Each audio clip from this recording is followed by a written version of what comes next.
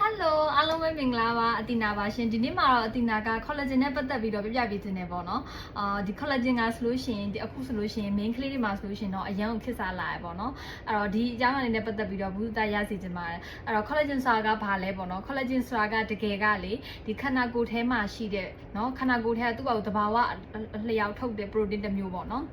သူကဆိုလို့ရှိရင်ခန္ဓာကိုယ်ထဲမှာသူကသုံးပုံတစ်ပုံထိကိုနေရာယူထားတယ်ပေါ့နော်သူကဗမာရီမှာရှိတာလဲပေါ့နော်သူဗမာရီမှာရှိတာလဲဆိုလို့ရှိရင်သူကအရေပြားတွေအရွတ်တွေအယိုးအစစ်ပေါ့နော်ပြီးလို့ရှိရင်ဒီကြွက်သားတွေမှာရှိတာပေါ့နော်အဲ့တော့သူကဆိုလို့ရှိရင်เนาะဒီအရေပြားတွေကိုတင်းရင်းစေပြီးတော့ပေါ့နော်တောက်တင်းတင်းနဲ့လှပစေတာကိုသူကအထောက်အကူပြုတယ်ပေါ့နော်ဒီ tissue တွေရဲ့ဖွဲ့စည်းပုံမှာသူကအဓိကပါတာပေါ့နော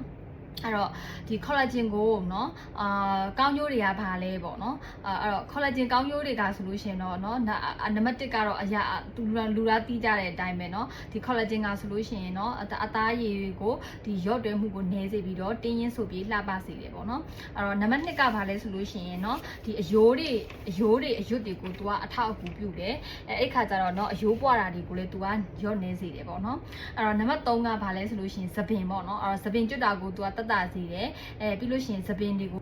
တမာပြီးတော့ထူထပ်စေတယ်ပေါ့နော်အဲ့တော့နံပါတ်4ကဘာလဲဆိုရှင်သူကကြွက်သားတွေပေါ့နော်အဲ့တော့ကြွက်သားတွေကိုအားကောင်းစေတယ်ပေါ့အဲ့တော့ခွန်အားကောင်းစေတယ်ပေါ့နော်နောက်တစ်ချက်ကဘာလဲဆိုရှင်เนาะဒီသွေးကြောတွေကိုလည်းသူကကောင်းစေတယ်ပေါ့နော်အဲ့ဒါကြောင့်မို့လို့သွေးလွတ်ကြောခြင်းတဲ့ယောဂတွေမှာဆိုလို့ရှင်လည်းတတ်တာရော့နေစေတာကိုတွေ့ရတယ်ပေါ့နော်ပြီးလို့ရှိရင် तू ကအစာအိမ်နဲ့ဦးလန်းကြောင်းမှာလည်း तू ကကောင်းမွန်မှုတွေကိုဖြစ်စေတယ်တဲ့နော်အဲ့တော့ဒီကောင်းကျိုးတွေရှိတဲ့ကြောင့်မို့လို့အခုဆိုလို့ရှိရင် collagen ကိုနော်ဒီဘာလဲဘယ်လိုပြောရမလဲဆိုလို့ရှိရင်အမျိုးမျိုးထုတ်ကြတာပေါ့နော်ဟိုမှာဒီခေါင်းလျှော်ရည်ကြည့်မလားပေါ့နော်ခေါင်းလျှော်ရည်ထဲမှာလည်းဒီသပင်ထူထပ်စေတဲ့ခေါင်းလျှော်ရည်ဆိုလို့ရှိရင်ခေါင်းလျှော်ရည်ဆိုလို့ရှိရင် collagen ပါလာတယ်ပေါ့နော်ပြီးရင် skin care တွေမှာလည်း तू ကထည့်ပြီးတော့ထုတ်လုပ်ကြရတယ်ပေါ့နော်အဲ့တော့အမှုတ်တို့เนาะအရေတို့เนาะပြီးလို့ရှိရင်အခဲတို့အမျိုးစုံနဲ့ collagen ကဒီဈေးကွက်ထဲကိုရောက်လာတာပေါ့เนาะအဲ့တော့เนาะတန်ဆေးလွန်ပေးဆိုတဲ့အတိုင်းပဲเนาะအရန်ဟိုမှာသုံးတာများလာတယ်စားတာများလာတဲ့ခါကျရင်เนาะသူက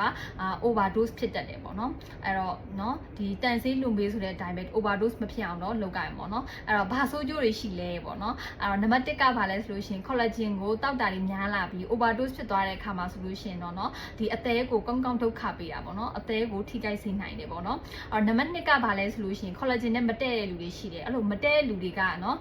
စားမိတာတို့တောက်မိတာတို့ဆိုလို့ရှိရင်ဘာဖြစ်စေလဲဆိုလို့ရှိရင်ဒီအရေပြားတွေမှာအဖုပိတ်တွေဖြစ်စေတယ်ပေါ့နော်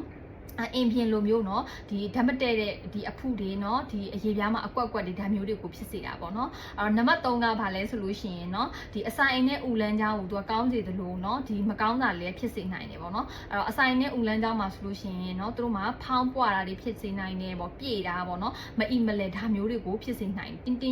်တင်းနေတာမျိုးဒါမျိုးတွေကိုဖြစ်စေနိုင်တယ်ပေါ့เนาะဒီ collagen ကဆိုလို့ရှိရင်အဲ့တော့နံပါတ်4ကဘာလဲဆိုလို့ရှိရင်เนาะကိုဝန်ဆောင်မိခင်တွေကเนาะဒီ collagen ကိုလုံးဝမတောက်တင်ပါဘူးเนาะဘာလို့လဲဆိုလို့ရှိရင်ဒီ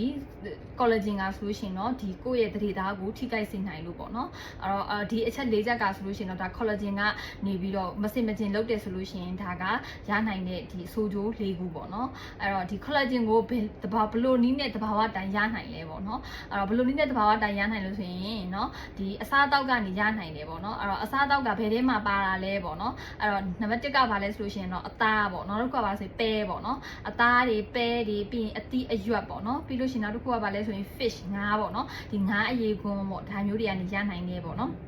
်နောက်တစ်ခုကဘာလဲဆိုလို့ရှိရင်ဒီ vitamin C ကျွဲသွားတဲ့အသီးတွေကနေပြီးတော့လည်းဒီ collagen ကိုရနိုင်တယ်ပေါ့နော်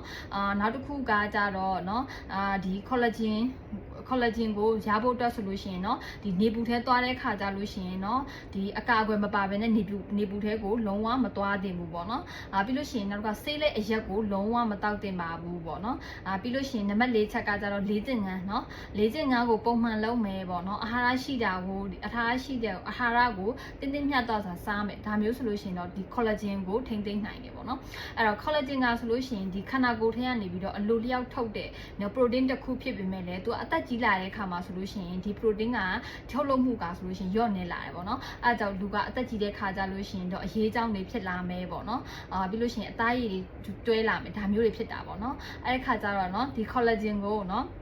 ဒီဖြစ်ဆွတ် collagen ကိုเนาะဒီပေါ့နော်တန်ဆေးလုံပေးမဖြစ်အောင်ထိမ့်เนาะစားတောက်ခြင်းနဲ့ပေါ့နော်ပြီးရင်ဒီဘက်မှာလေ့ကျင့်ခန်းတွေလုပ်မယ်ပေါ့နော်ပြီးအာဟာရပြည့်ဝစွာစားမယ်ဒါမျိုးတွေလုပ်ပေးခြင်းအဖြစ်ပေါ့နော်အသက်ကြီးတဲ့အထိကိုပေါ့နော်အသားရည်တင်းရင်လှပဆုပ်ပြင်းနေမှာဖြစ်တယ်လို့ပြောချင်တာပါရှင်เนาะအားလုံးပဲတာပြောရှင်တဲ့နေ့လေးဖြစ်ပါစေဘိုင်ဘိုင်